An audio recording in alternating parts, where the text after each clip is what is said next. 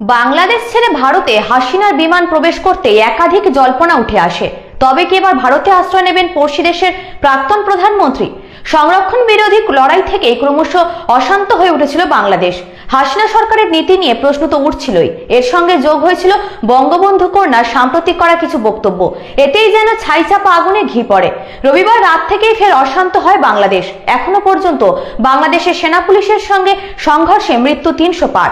জানা গিয়েছে সেনার বার্তার পরে প্রধানমন্ত্রীর পদ থেকে শেখ হাসিনার ইস্তফা। বোনকে সঙ্গে করে দেশ ছাড়েন তিনি। বাংলাদেশ ছেড়ে ভারতে হাসিনার বিমান প্রবেশ করতেই একাধিক জল্পনা উঠে আসে। তবে কি এবার ভারতে আশ্রয় নেবেন পড়শি দেশের প্রাক্তন প্রধানমন্ত্রী, নাকি দিল্লিকে সেফ প্যাসেজ করে পাড়ি দেবেন লন্ডনে?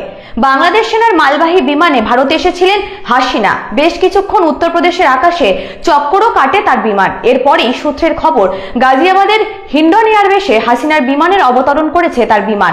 কিছুদিন ভারতে থাকবেন শেখ হাসিনা, এমনটাই সূত্রের খবর। এরই মধ্যে সংবাদ সংস্থা পিটিআই সূত্রের খবর, রাজনৈতিক আশ্রয়ে হাসিনার আবেদন খারিজ করেছে ব্রিটিশ সরকার। তবে এও জানা গিয়েছে যে ভারতে রাজনৈতিক আশ্রয় চাননি শেখ হাসিনা। তাহলে ভারত থেকে কোথায় যাবেন শেখ হাসিনা, সেই প্রশ্নই এখন উঠছে। এদিকে প্রধানমন্ত্রী দেশ ছাড়তেই প্রধানমন্ত্রীর বাসভবনের গেট ভেঙে দখল করে জনতা, চলে লুটপাট। ধানমন্ডিতে বাংলাদেশের স্বরাষ্ট্রমন্ত্রীর বাড়িতে হামলার পাশাপাশি আগুনও লাগানো হয়। শুধু তাই নয়, বঙ্গবন্ধু শেখ মুজিবুর রহমানের মূর্তিও ভাঙা হয়।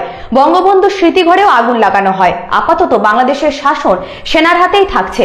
48 ঘন্টার মধ্যে অন্তর্বর্তীকালীন সরকার গঠন হবে বলে জানা গিয়েছে। এখনো জনবিক্ষোভে রণক্ষেত্র বাংলাদেশ। ঢাকা বিমানবন্দরের সব বিমানের ওঠানামা বন্ধ, বাতিল ভারত বাংলাদেশের যাবতীয় ট্রেন।